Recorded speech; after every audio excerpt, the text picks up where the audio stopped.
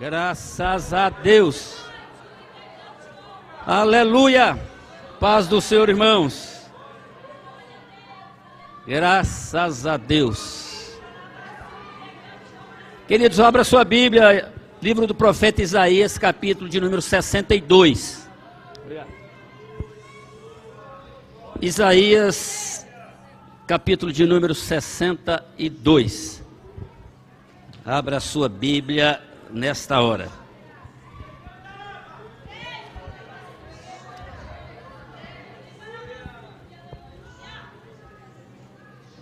Nós terminamos hoje o nosso projeto de 1000 horas de oração. Graças a Deus, aleluias. E pela graça de Deus nós tivemos uma boa participação da igreja, benção demais. Eu quero nessa noite deixar uma palavra de incentivo para que os irmãos, para que a igreja, todos nós, não abandonemos a prática e a vida de oração. Então, dentro dessa proposta eu quero ler esse texto com os irmãos e trazer uma reflexão. Isaías capítulo 62, versos 6 e 7 apenas.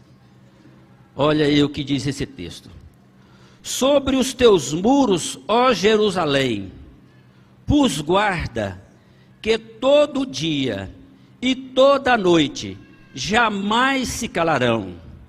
Vós, os que fareis lembrar do Senhor, não descanseis, não deis a ele descanso, até que restabeleça Jerusalém e a ponha por objeto de louvor na terra. Amém. Obrigado, queridos, permaneça com a sua Bíblia aberta. Queridos, nós estamos também ao vivo pela nossa TV AD Jaiara. Graças a Deus, porque essas programações têm alcançado muitas pessoas. E hoje quero destacar uma pessoa que está em nosso meio, que assiste regularmente o nosso programa. Fique de pé, irmã Ângela, por favor. Irmã Ângela mora onde? Irmã Ângela mora na Áustria. Já viu o nosso programa lá alguma vez? Pois é. Irmã Ângela, sempre falamos e ela diz, estou abençoando aqui, estou chamando os irmãos até para ver alguma pregação, né? Tem sido uma assídua assistidora do nosso programa. Deus abençoe, filha da Manair, está vindo aí para passar final de ano, e chegou essa semana, e próxima semana chega o Márcio, seu esposo, também o Fábio, mais a Lorena, seus filhos. E diga-se de passagem, que esses filhos são milagres de Deus. A Ângela, já com 8 anos de casado, não tinha filhos, e nós levantamos uma campanha aqui para Deus trazer filhos àquele casal, e quando veio uns gêmeos, né? Então, com quantos anos, irmã Ângela? 17 anos. Logo no primeiro ano que eu cheguei aqui, essa semana que vem estamos fazendo 18 anos aqui na frente dessa igreja. Graças a Deus.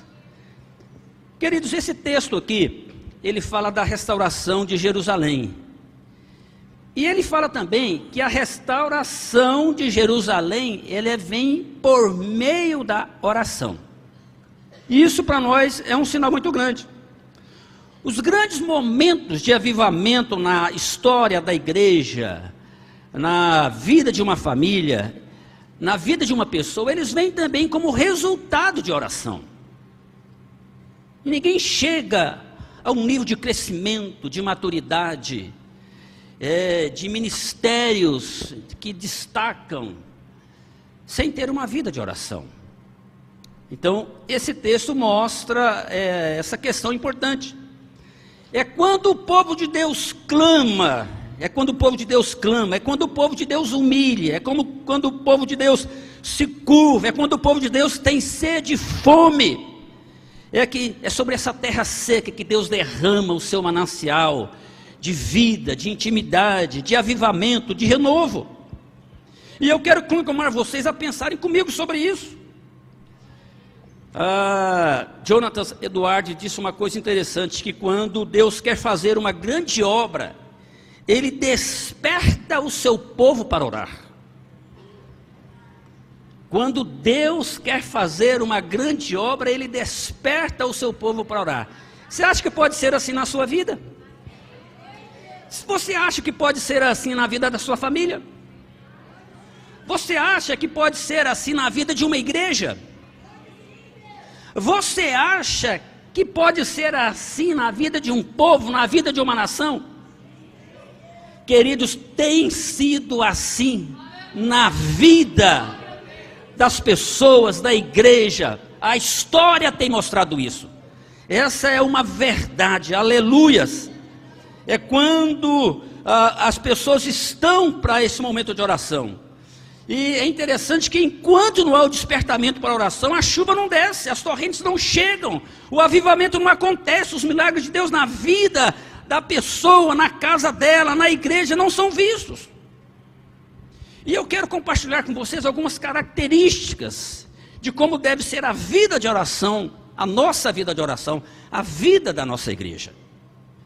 Então eu quero usar esse texto que eu li. Se os irmãos estão com a sua Bíblia aberta, uma vida de oração por restauração, irmãos, deve ser uma vida de oração cheia de expectativas. Olha aí o verso 1: sobre os teus muros, ó Jerusalém, pus guarda. Talvez a gente lê isso e não tenha uma visão bem abrangente do que significa. Talvez a gente lê e pense que é apenas uma simbologia, apenas uma questão poética. Mas as cidades naquela época, elas eram cercadas por muralhas, e os guardas ficavam em cima, em torres, para duas finalidades. A primeira delas é para alertar o povo quando o inimigo estava chegando. Os guardas ficavam em cima do muro para alertar o povo, a população que estava dentro das muralhas, para alertar que o inimigo estava chegando. Para colocar o povo em alerta, convocar o povo para a batalha, para reunir forças para o combate. Queridos, é importante entender que quem ora precisa estar vigiando. Oração é guerra, oração é batalha, oração é convocação para um conflito espiritual. E quando você se põe de joelho, você precisa entender isso, que há uma orquestração maligna contra a sua vida. Há uma orquestração maligna contra a sua família, há uma orquestração maligna contra a igreja, e nós precisamos orar como guardas em cima de um muro, que ficam vigilantes, atentos para os perigos que nos rondam, que nos cercam. Você está fazendo uma leitura do que está acontecendo, daquilo que está à sua volta. Você está vendo de perto e de longe. Alguém que está em cima de uma muralha alcança uma visão mais longe. E é isso que o texto está dizendo, a importância disso. Outra coisa que esse texto aqui, ele traz também sobre os guardas em cima do muro, é só para alertar, e também eles estavam lá com aquela expectativa de que a ajuda de Deus haveria de estar sobre eles, para ter essa visão, para ter essa capacidade, para renovar as suas forças, para ser instrumento de Deus, para salvar uma cidade. Aí, queridos, a gente precisa entender que quando nós oramos, tem que ter essa expectativa de como um guarda tem em cima de um muro. Eu não sei se você já leu a história do profeta Abacuque, mas a Bíblia é clara em dizer que quando a situação ali foi tão crítica para o país, diz a Bíblia que ele se pôs numa torre de vigia para esperar a resposta de Deus. Então a gente vai vendo essas histórias e percebendo que as respostas, elas não são aleatórias, elas não acontecem por acaso. Há um contexto de coisas que estão acontecendo. E esse é o desafio de Deus para mim, para você, de orar para a sua família, nessa expectativa de que Deus vai agir, de que Deus vem em socorro, de que Deus vem ao seu encontro, de que Deus vai atender o seu clamor, de que Deus vai ver as suas lágrimas, de que Deus vai trazer auxílio para você, para as suas necessidades. É com essa expectativa que a gente ora, que Deus vai fazer essa obra. É a expectativa de Jacó, que quando ele lutava com o anjo, ele agarrou o anjo, e o anjo dizia: me larga, me solta, está clareando o dia, eu preciso ir. E ele dizia: eu não vou te largar, se não me abençoares. Aleluia! É com a expectativa, irmãos, do leproso que chega para Jesus, sem perspectiva de vida, e ele dobra aos pés de Jesus e adora dizendo: Senhor, se tu quiseres, o Senhor pode me purificar. E Jesus diz para ele: eu quero. É a expectativa daquele cego de Jericó, que ouviu aquele burburinho do povo caminhando e dizia: quem é? Jesus. E ele gritava: Jesus, filho de Davi, tem misericórdia de mim. E as pessoas diziam: cala-te, cala-te, Jesus não vai te ouvir, é muito grande a multidão. Mas quanto mais as pessoas diziam: chega, cala, mais ele gritava: Jesus, filho de Davi, tem misericórdia de mim. Queridos, é essa expectativa que conecta o altar da nossa vida com o trono de Deus. É essa expectativa que precisa estar na nossa vida. É de lá que vem a poderosa intervenção de Deus sobre a minha vida, sobre a minha casa, sobre a minha família, sobre a igreja, sobre uma nação. É de lá que vem a intervenção divina. E a gente precisa estar nesse clima. A primeira coisa, irmãos, quando oramos, é que devemos orar com grande expectativa, quando um guarda em cima de um muro. Outra coisa interessante, que quando nós falamos de uma oração por restauração, essa oração ela precisa ser uma oração perseverante. Olha na sua Bíblia, ainda no verso de número 6, diz assim: que todo dia e toda noite jamais se calarão. Então, não é só a expectativa de que Deus vai falar, porque é claro que na quase totalidade das orações há uma expectativa de que Deus faça alguma coisa, de que Deus intervenha, de que Deus responda, de que Deus manifeste de alguma maneira, que o milagre aconteça. É claro que há essa expectativa. Não é só essa expectativa, também existe a necessidade de você perseverar. Porque a expectativa, irmãos, ela te leva para diante de Deus, na continuação da perseverança. Ela te leva à perseverança. Quem não tem expectativa, não tem perseverança. Por isso que a expectativa é importante, mas a perseverança é uma continuidade daquilo que você está buscando. O nosso problema, irmãos, não é só começar a orar. O nosso problema, o problema da maioria das pessoas é continuar orando. A gente é muito bom de iniciativas. A gente tem uma perspectiva muito positiva, às vezes criativa, para fazer as coisas, iniciar. O grande problema da maioria das pessoas é a continuidade. Então é isso que a perseverança vai fazer na nossa vida. Não é só fazer um projeto de 1000 horas de oração, mas é continuar orando, mesmo que não esteja acontecendo nenhum projeto de oração. O que a gente precisa entender, o que está falando, é que a nossa vida, ela é um projeto de oração, é um falar com Deus contínuo. É buscar a Deus em todo o tempo, em toda a situação. Nós perseveramos, irmãos, muito pouco. Nós temos dificuldade de continuar perseverando com Deus numa causa. Em Lucas 18, Jesus fala sobre a importância de orar sem cessar e nunca esmorecer. Paulo fala lá em 1 Tessalonicenses capítulo 5, verso 18, orai sem cessar. Depois ele diz aos Efésios no capítulo 6, orando em todo o tempo. Isaías aqui está nos mostrando como esses guardas, que todo dia e toda noite, eles jamais se calam. Pensa comigo uma coisa aqui, irmãos. Pensa comigo. Um guarda na torre de vigia, chegando o perigo e ele está calado. Imagina o risco disso. O guarda está em cima da torre de vigia, mas ele está no WhatsApp. Não é? Porque o WhatsApp é a desconcentração do momento, mas naquela época tinha também. Imagina. Em cima de uma torre, desconcentrado. O inimigo chega, nosso Deus, já quebraram a muralha ali, eu nem vi. Já pularam ali, já colocaram uma escada. Já quebraram o portão, eu estava tão envolvido aqui, vendo esse vídeo que me mandaram hoje, tão legal. Muito interessante. Que muito mais interessante do que o meu papel de vigilante em cima desse muro. Então, às vezes a gente não faz essa situação. Um guarda que está nessa condição, ele coloca em risco toda a população que estava dentro dos seus muros. Porque ele não deu sinal. Porque ele não teve vigilância. Porque ele não desenvolveu a expectativa.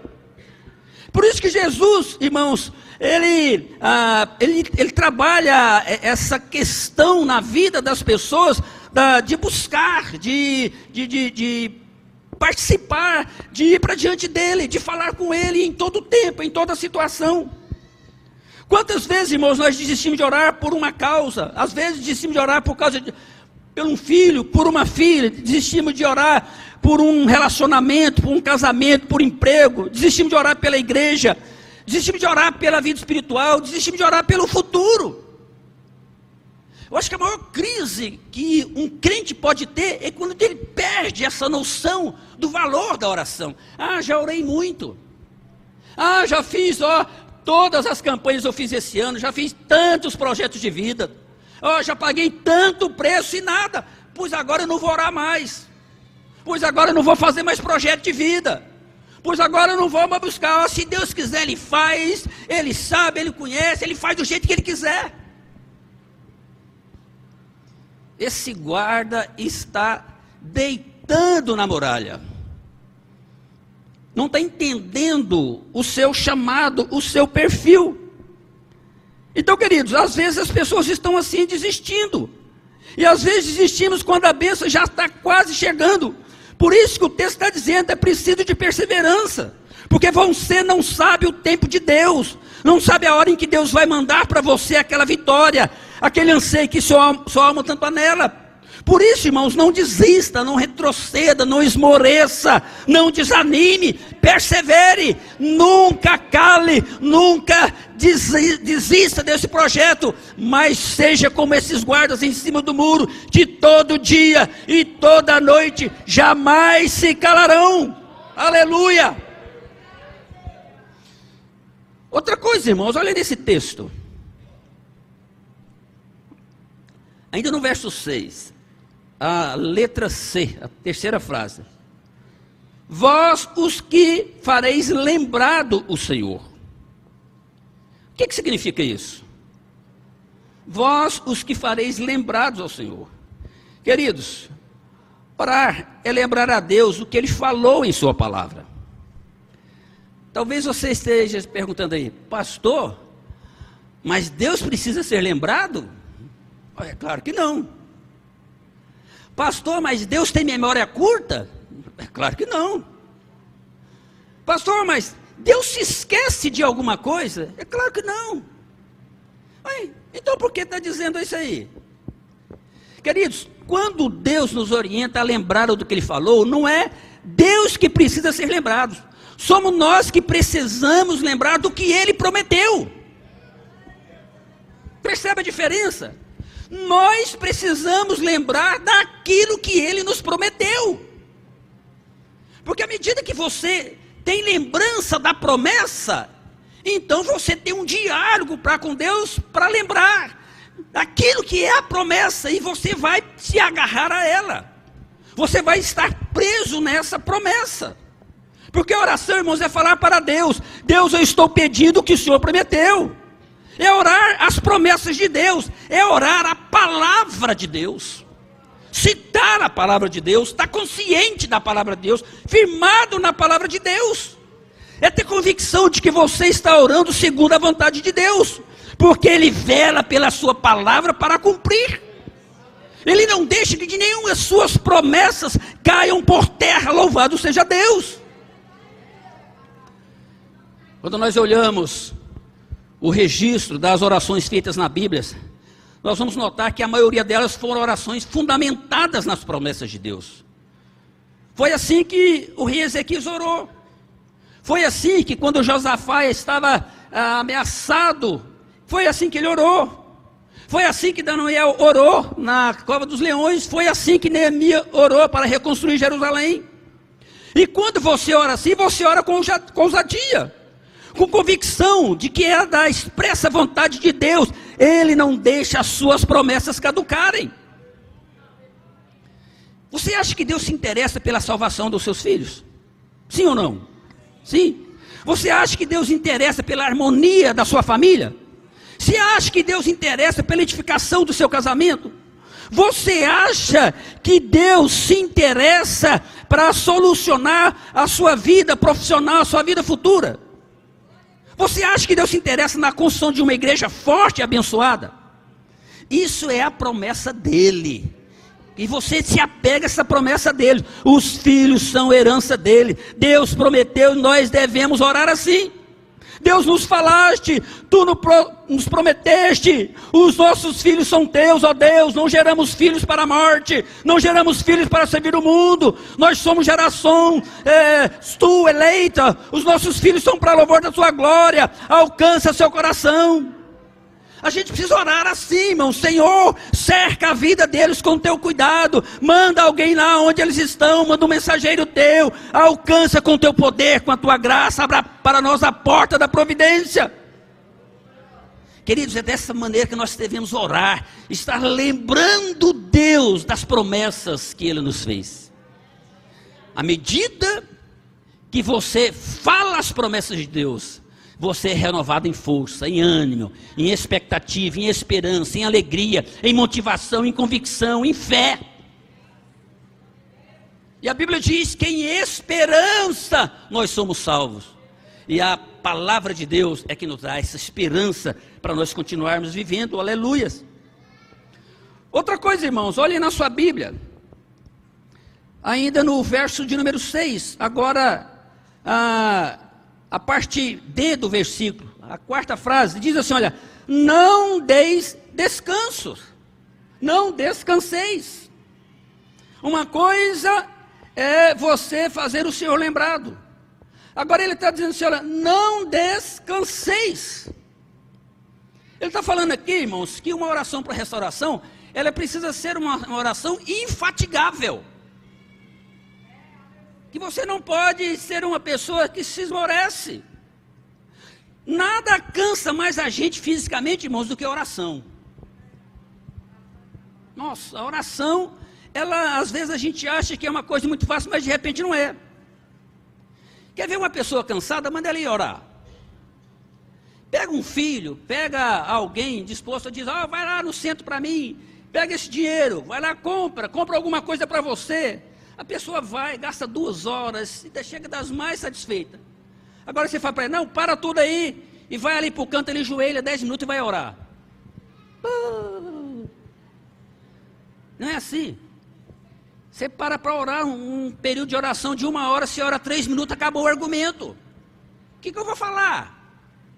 Não é assim que as pessoas falam? Gente, eu orei tudo, 3 minutos, olha só, fica no relógio, acabou. Então, a oração, de certa forma, ela é uma coisa que cansa a vida das pessoas. Sabe por quê, irmãos? Porque a oração é uma batalha.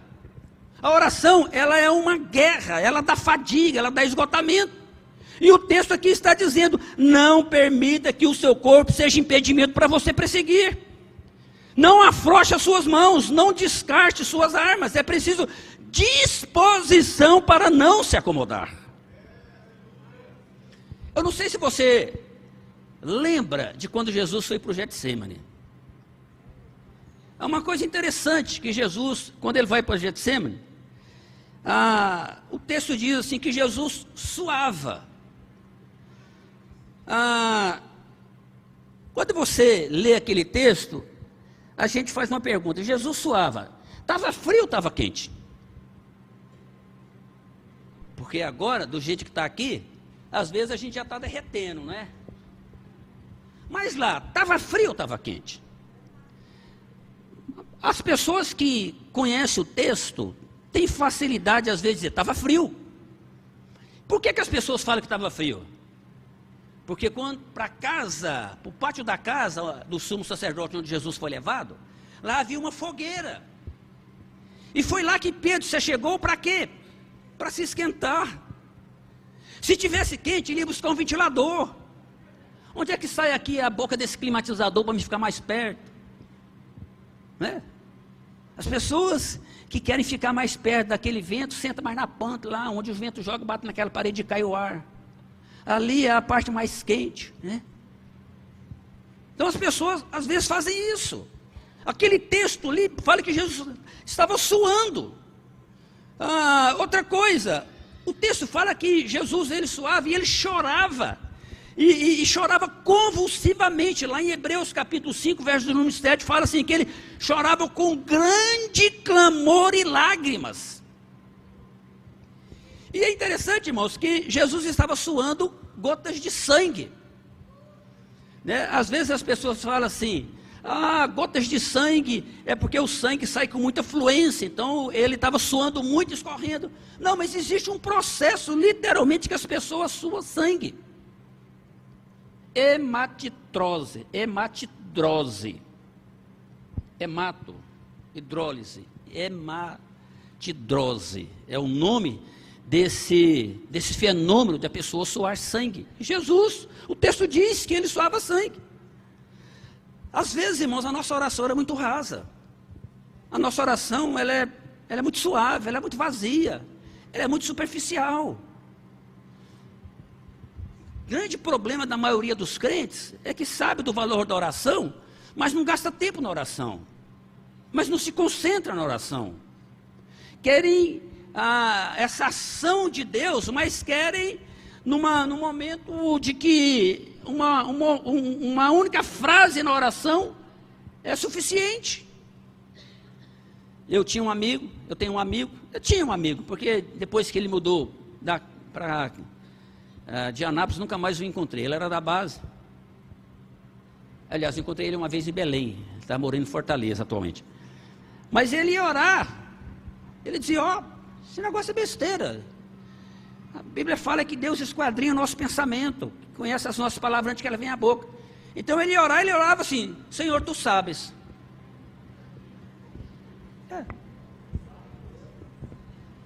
Enquanto que o bonitão orava, Senhor, tu sabes, Jesus suava gota de sangue. Dá para ver a diferença? Dá para ver a abrangência do projeto, o resultado na vida das pessoas? Por isso que a gente precisa entender, irmãos, o que esse texto está falando. Tem gente que ora, irmãos, e nem abre os lábios. E a gente precisa entender que a gente precisa orar, colocar o nosso corpo, botar a nossa alma, a nossa energia. Nós precisamos colocar o nosso ser por completo na oração. É o que o texto está dizendo, não deis descanso. Eu fico olhando a postura de Ana. Lembra de Ana? Lá em 1 Samuel capítulo 1, orando por um filho. E ela estava orando. E quando o sacerdote ele ora para ela, mulher, você está embriagada nessa hora do dia? Ela diz, não, Senhor, eu estou derramando a minha alma. Aí eu fico pensando, até que ponto nós podemos ter esse gesto, essa atitude, este comportamento corporal na oração para dizer, eu estou derramando a minha alma diante de Deus.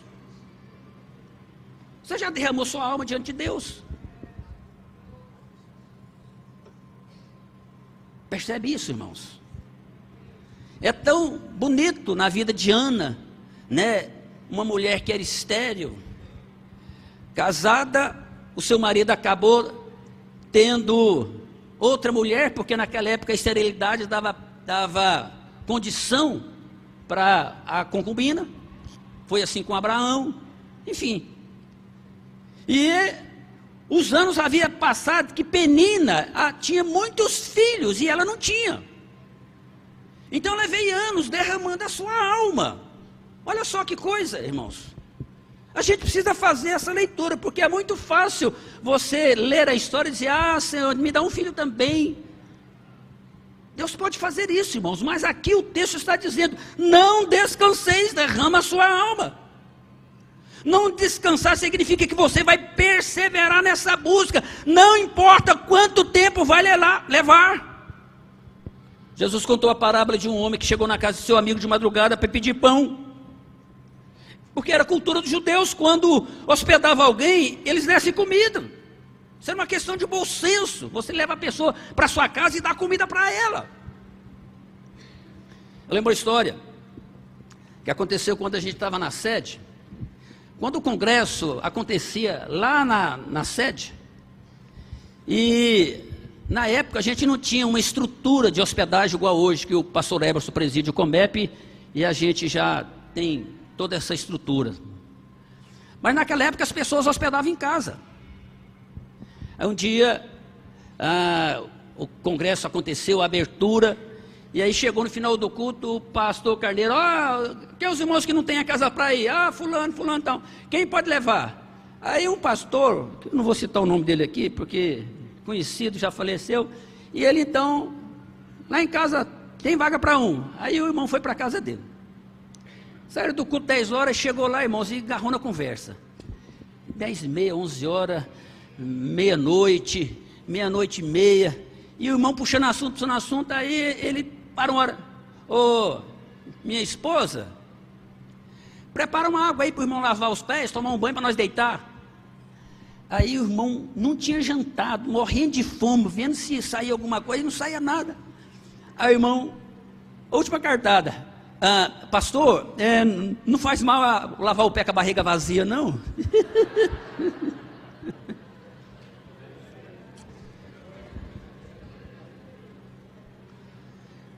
Quando Jesus faz essa ilustração daquele homem que foi pedir o pão emprestado para receber o seu amigo, diz que aquele amigo: não me importuna, não me enche a paciência, isso não é problema meu, eu não tenho nada com isso, eu nem conheço o seu amigo, por que você não se preparou? Mas aquele amigo, diz o texto, que ele insistia tanto,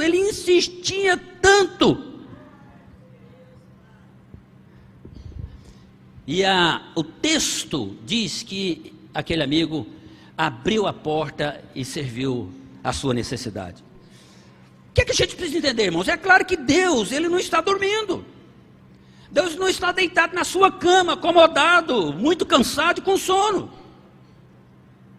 Deus não está naquela condição de que eu não quero atender porque está tarde, não. Queridos, Deus está ouvindo com o ouvido aberto, a mão dele não está encolhida, o coração dele está pronto. Deus não quer que a nossa oração ela seja infatigável, porque é indiferente, mas porque quer tratar com a gente, é com você, é comigo que Ele quer tratar. Por isso a palavra diz: não descanseis.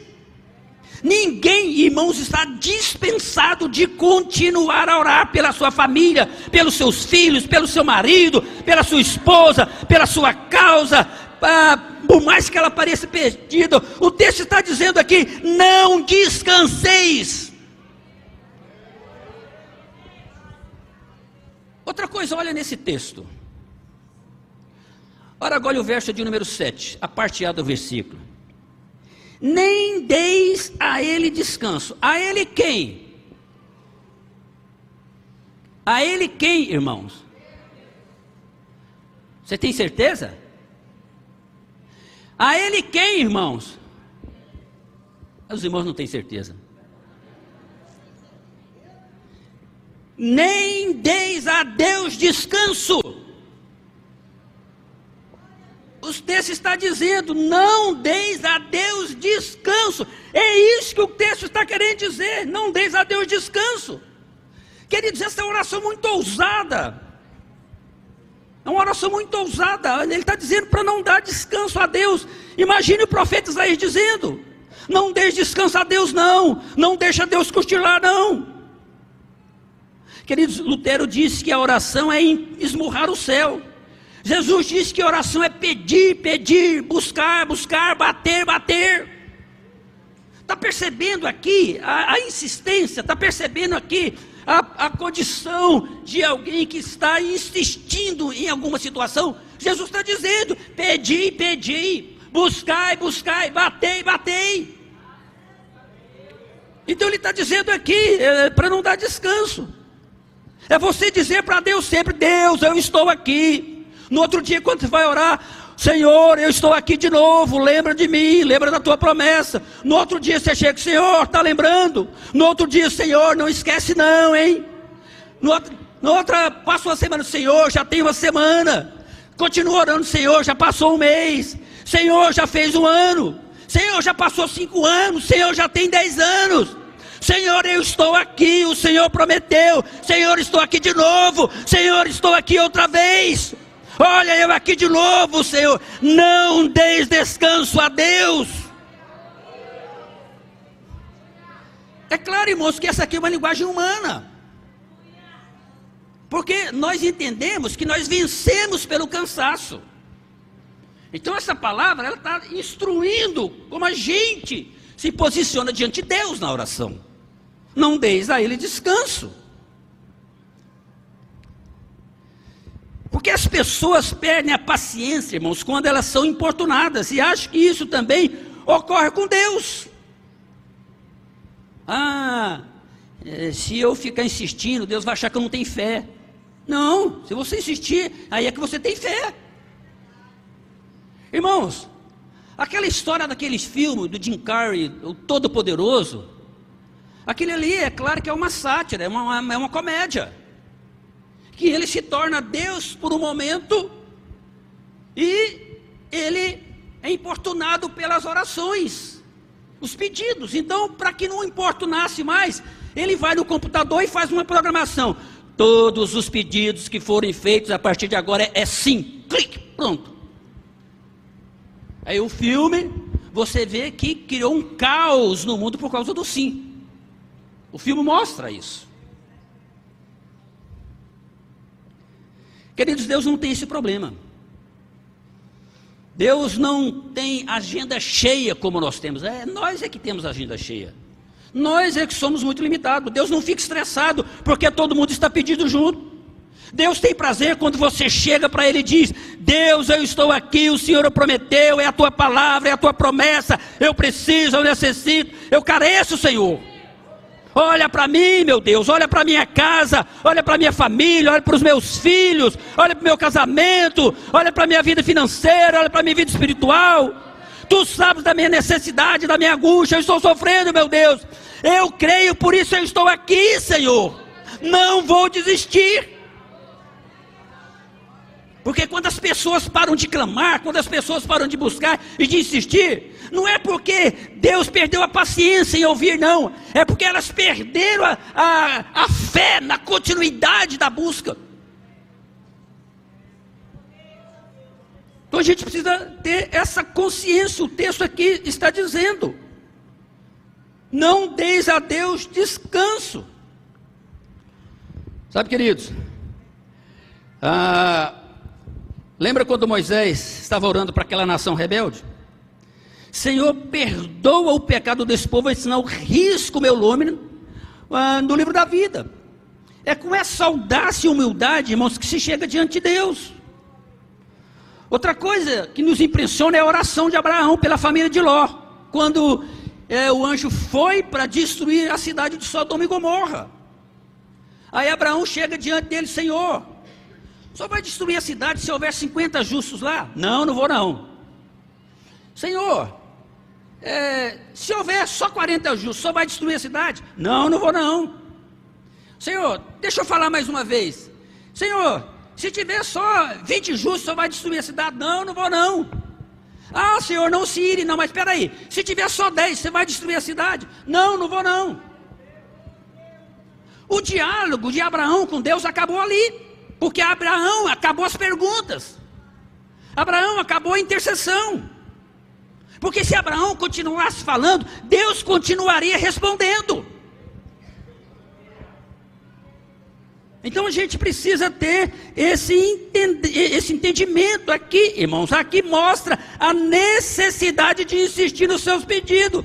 E o texto está dizendo: não deis a Deus descanso. Olha na sua Bíblia aí, ainda no capítulo 7.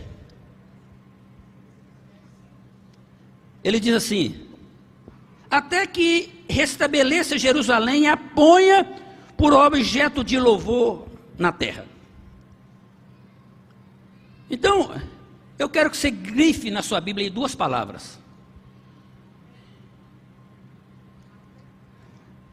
Até que. Não deis a ele descanso até que.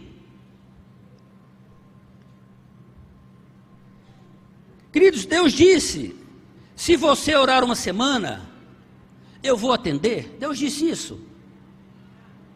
Deus não disse: eu vou orar, se você orar uma semana, eu vou atender. Deus disse: se você orar um mês, eu vou atender. Deus disse: se você orar 40 dias no projeto de 1000 horas de oração, eu vou atender. Não. Deus disse: se você orar um ano, Ele vai atender. Deus disse para você orar até uma década. Queridos, isso não está escrito aqui. Você vai orar a Deus, insistir com Deus até quando? Você vai orar e insistir com Deus até que? Percebe isso? Até que aconteça aquilo que você está orando, que é o motivo da sua oração. É isso que os textos estão dizendo. Até que, você vai orar até que. Você está orando pelo seu filho e vai continuar orando, não vai? Até quando? Até que? Você está orando pelo seu casamento, vai continuar orando por ele até quando? Até que? Você está orando pela sua família e vai orar por ela até quando? Até que? Você está orando pela sua casa e vai orar por ela até quando? Até que? Você vai estar orando pela sua vitória e vai orar até quando? Até que, irmãos? Até que essa vitória aconteça, até que Deus abra os céus, até que Deus responda, até que Deus faça um milagre. Aleluia! É assim que a gente ora, irmãos. O problema desse texto aqui, sabe o que é? Que as pessoas estão orando até desanimar, até perder a paciência, até não acreditar mais, até não adiantar. Então essa palavra não é até, aqui tem 2 palavras: até que Deus faça aquilo que é vontade dele. Eu não sei a vontade dele, eu sei a minha, mas a vontade de Deus é maior. Mas eu vou continuar orando até que Deus responda, diga sim, diga não, responda de modo diferente, me instrua, me oriente naquilo que eu não estou vendo, naquilo que eu não sei. Queridos, você não pode desistir, você não tem licença para desistir, você não tem permissão para desistir. Você não pode abrir mão da resposta de Deus. É com essa garra, com essa determinação, com esse entendimento espiritual que nós devemos orar até que. Nós devemos orar, irmãos, não um dia aqui, uma semana ali. Nós devemos ter uma oração contínua, é orar objetivamente, uma oração focada, uma oração insistente, uma oração continuada. Eu não sei se você vai ter todas as suas orações respondidas na sua vida, mas saiba que nenhuma oração vai ficar sem resposta, ainda que você não veja. Quando a gente falamos isso, eu lembro de um homem de Deus chamado George Miller. E a biografia dele diz que George Miller teve 3.000 orações específicas. E dessas 3.000 orações, apenas 2 não foram respondidas quando ele estava vivo, até quando ele estava vivo. Ele orou a vida toda por 2 amigos que nunca se converteram. No dia que ele morreu, um desses amigos se converteu. E quando fizeram o funeral naquele culto, o outro amigo se converteu. As duas respostas vieram e ele não viu essas respostas. Mas Deus não deixou aquelas orações caírem por terra. Eu lembro da irmã Maria Goulart, que era vizinha nossa, uma mulher líder do ciclo de oração, orou a vida toda para o filho. E esse filho, ele nunca se converteu. E no dia que aquela mulher morreu, aquele filho disse: eu não tenho mais a minha intercessora. Ela dizia que a coisa que ela mais queria era me ver salvo, um crente, e ela não viu. Mas mesmo ela não me vendo, eu hoje quero assumir um compromisso com Jesus, porque eu vou me encontrar com Ele um dia. Quem conhece o pastor Elmo pode confirmar essa história com ele, porque ele foi essa pessoa. Então, queridos, a gente precisa orar crendo nessa questão. E eu quero encerrar dizendo aqui que há 3 maneiras de nós sermos mais eficazes no uso de nossa vida e de nosso tempo. Primeira coisa, para você ser eficaz naquilo que você faz, é eliminar as coisas que não deveríamos estar fazendo. Coisas que não são prioridades e não são alvo na nossa vida. Por isso que você precisa entender quais são as suas prioridades. Se a sua prioridade é ficar no Zap, você não vai perder uma mensagem sem abrir.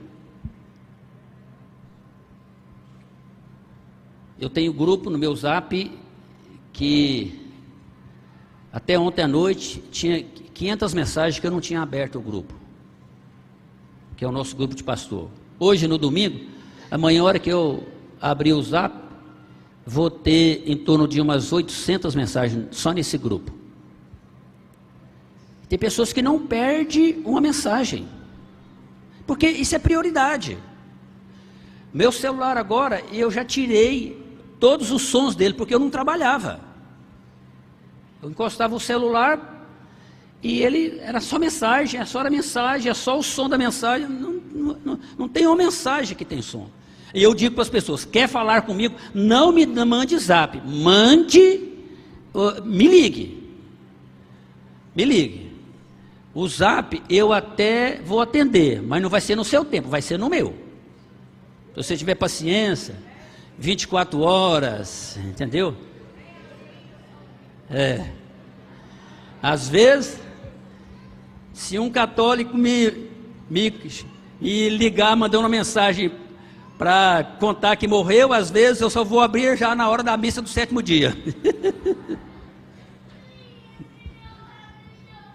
Então, queridos, a gente precisa priorizar a nossa vida. Outra coisa, a gente precisa buscar excelência naquilo que nós estamos fazendo. A gente precisa fazer as coisas mais importantes, que são mais nobres, encontrar nisso. Pastor, um grande escritor, ele escreveu uma frase bastante interessante, que grande parte da oração dos crentes, elas são como um menino que aperta a campainha de uma casa e sai correndo. Quando alguém abre a porta, não tem ninguém pedindo. E a gente precisa aprender a apertar a campainha e esperar que o Senhor vai abrir a porta. Que o Senhor não é surdo para ouvir a campainha. Que o Senhor não tem a campainha da casa dele quebrada ou queimada. Que a campainha da casa dele funciona e essa porta vai abrir. Não saia correndo. Entra para a intimidade, entra para a comunhão. E você vai ver a resposta de Deus para a sua vida. Aleluia. Coloque-se de pé, queridos.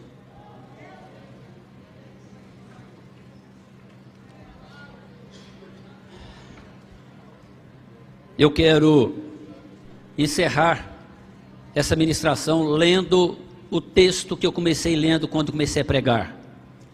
Isaías 62, versos 6 e 7. Olha na sua Bíblia. Leia comigo na sua Bíblia o que está dizendo. Vamos lá? Sobre os teus muros, ó Jerusalém, pus guardas, que todo dia e toda noite jamais se calarão. Vós os que fareis lembrado o Senhor, não deis descanso, nem deis a ele descanso, até que restabeleça Jerusalém e a ponha por objeto de louvor na terra. Então, queridos, esse é o nosso lema, essa é a instrução bíblica para a nossa vida, para continuarmos nesse propósito de oração, até que Deus responda na nossa vida e nos dê a vitória em nome de Jesus. Eu quero pedir para os diáconos, pega esse quadro aí da oração, traga aqui para nós estarmos orando, apresentando ao Senhor esses pedidos, esses nomes que foram apresentados aqui. E eu quero pedir que os irmãos estendam suas mãos para cá. Nós vamos agora orar, agradecer ao Senhor, consagrar ao Senhor esse momento. Estenda suas mãos para cá. Pai, nós queremos orar. Deus, nós fizemos esse projeto de 1000 horas de oração, ó Deus, e começamos aqui, Senhor, no primeiro domingo de mês de novembro, ó Pai. Senhor, foram 42 dias, ó Pai. Senhor, 1000 horas. Meu Deus, muitas pessoas oraram ininterruptamente, ó Pai. Muitas pessoas, ó Deus, abraçaram esse projeto e se entregaram, ó Deus, crendo que o Senhor é aquele que entra e responde às orações. Pai, nós queremos pedir ao Senhor que ouve, atende, abençoa, responde sobre cada vida, ó Pai. Queremos consagrar ao Senhor, ó Deus, para que esse projeto, Senhor, ó Deus, ele não se encerre simplesmente aqui nesses 40 dias, nessas 1000 horas, ó Pai.